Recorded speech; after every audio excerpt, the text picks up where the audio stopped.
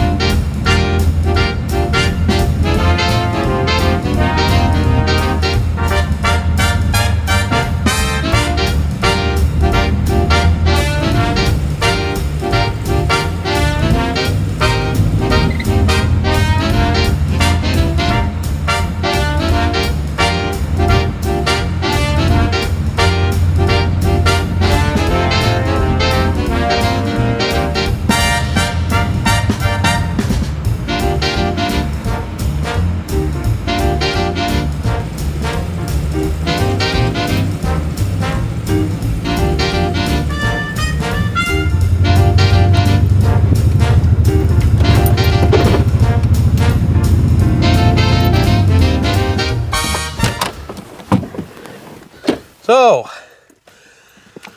we're back to the little red bug.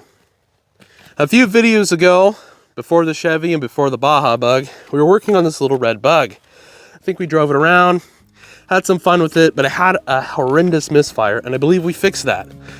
So, we went and drove it around today, had some fun off on the wheat field here, and now it's time to wrap it up. So I'm not sure if you've seen in the previous videos, maybe it's sitting off to the side, definitely not as red, and maybe with some paint splotches everywhere. So this bug has been being worked on for quite a while now, but we never actually had a video on it, which I'm kicking myself now because it was actually kind of a fun project. I do have some before photos, no videos, so I'll post those at the end of this video and you guys can kind of check it out what it looked like before. So I decided that maybe I wanted to match like the little red truck hauling a Christmas tree, that vibe. That's why it has cream wheels, nice bright red exterior. Now, this bright red exterior is by no means the original paint that's supposed to be. The original is more of a deeper red. This is more of a fire truck red. Here, come back here. Back here, I wanted to match the engine bay to something on the exterior. So I painted the doghouse the same color as the rims, that off-white, creamy eggnog color. It's definitely a Christmassy rendition here. So not much work had to be done to the engine itself. I kind of played around with some of the gold colors here on the pulleys and then just painted everything else black and cleaned it up. After we got the engine back in the bug, we went and drove it around. Like I said, we had a little bit of a misfire, but we were able to get that remedy just by cleaning the spark plugs. And now, well, the project is far from over. If you look in the cab here, you can see that some of the upholstery has definitely seen some wear, but is pretty well intact for a 1967 Volkswagen Bug. So, overall, I think we've got a really nice looking rig here, and I think it'll be perfect for the upcoming car show. And well, it's getting a little cold outside, so let's hop in and keep driving around.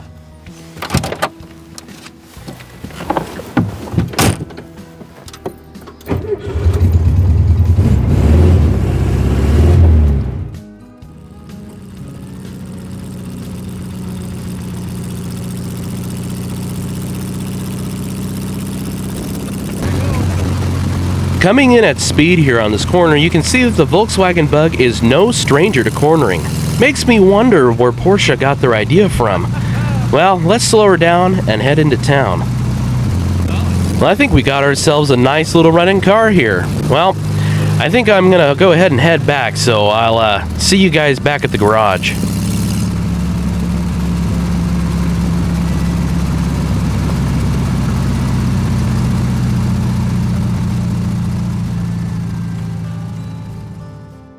So now that we've had some fun driving this little Volkswagen around town and putting some smiles on some people's faces, and maybe even spreading some Christmas cheer with that wreath we had on the front, that means the project is just about wrapped up. though there is still plenty to do, we can safely drive this car around and have fun doing it. Now that it's nice and bright red, there's no hiding in it, and I'm hoping for a little bit more snow than what we're getting right now. But with snow comes, well, can we drive it around? Well, of course we can. With the engine over the rear axle, these little Volkswagens have no problem pushing through the snow. You'd be surprised where these little cars can go. But sometimes with their low ground clearance, they can get a little high-centered on things. So, don't you wish you could still drive your Volkswagen around and get the same joy and maybe even some fun, but you don't want to drive your sedan?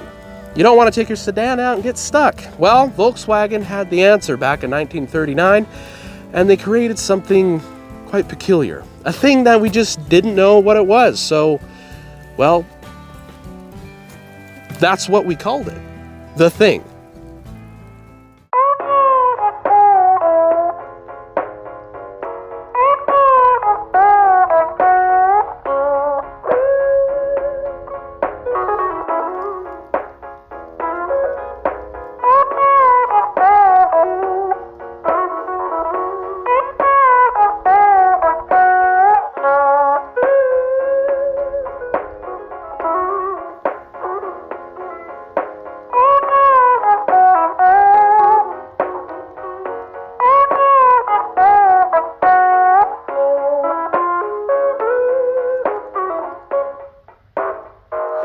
Now, seeing these two cars side by side, you could definitely tell that one of them is definitely a bit more rugged than the other.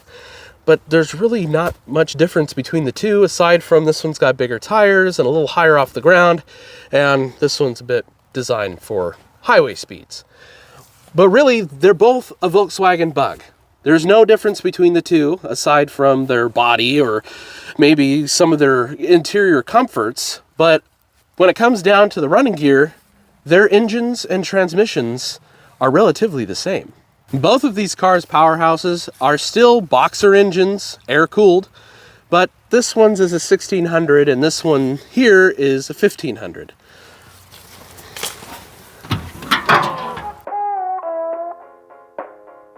Now let's compare the 1500 to the 1600. First off, the 1600 still has its original oil bath filter, which is one of the best filters for off-road use. The 1600 also has dual-port intake, which allows more air to enter the combustion chamber, increasing horsepower and overall acceleration. The 1500 only has single-port intake, but don't let that fool you. This little bug can still hit 80 miles an hour on the highway. Though they both have different intake on their heads, their carburetors are relatively the same. The only difference on the 73 1600's carburetor is it has smog control to meet California state requirements and EPA regulations. Side by side, these Volkswagen's powerhouses are virtually identical. Now, let's take a look at one more thing that sets these two iconic cars apart. Where the Beetle is lower to the ground for better aerodynamics, the Thing is higher off the ground for more ground clearance when going over obstacles. But I think that's enough comparing the two Volkswagens together. Let's go ahead and take a look on the inside of this one here. Hey, wait a minute. I didn't tell you could go. Yeah, we're still on scene.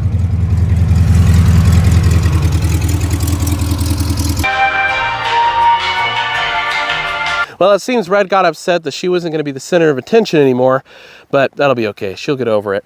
Let's go ahead and hop inside the Thing and see what amenities this rig has as opposed to what a regular sedan has.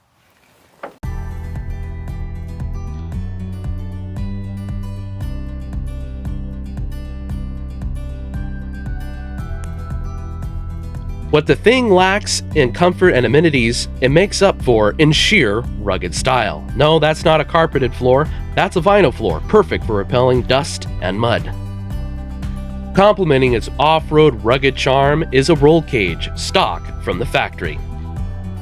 A time before computerized navigation comes the map cubby, with its very own map light, perfect for reading the map and finding your way when it gets a little dark outside. Did someone say micro SUV? The Volkswagen Thing can be easily turned into a sport utility vehicle by folding down the backrests. Hauling heavy? Remember to attach that front support bar.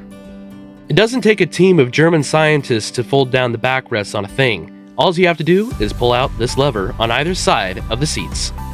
I suppose the Thing does have a few comforts, such as an AM/FM radio and a heater. This heater is a little different than normal Volkswagens as it runs off of a pilot flame under the hood. The pilot flame gets its fuel from the gas tank. In addition to the unique things you can do on the inside of the car, you can also do some unique things on the outside of the car, such as folding down the windshield, removing the top completely, and with a simple press of a lever, removing the doors. So this mighty thing is just as mighty as its predecessors, the Beetle and the Kubelwagen. And Kubelwagen means bucket car. The Kubelwagen was used during World War II as the Germans' answer to the Willys Jeep. Where the Kubelwagen could go faster than the Willys Jeep off-road, well, it didn't have four-wheel drive. Now years later, they lengthened out the hood, lengthened out the back end, and made it look a bit more appealing. It still looks like a turtle shell, but we love it either way. Today, they still use these things in Europe as military vehicles. They call it the Euro Jeep. But over here in the United States, we call it the Thing. In Mexico, they call it the Safari, because we already have one. That's Pontiac. But anywho, I think we're gonna wrap this video up today. We'll have to wait to drive it around in the snow when we get a little bit more accumulation. So I wanna thank you guys so much for watching this video. Be sure to go back and watch some of our older ones. There's a lot on this channel that everyone can enjoy. So be sure to like and subscribe, and we'll see you in the next video.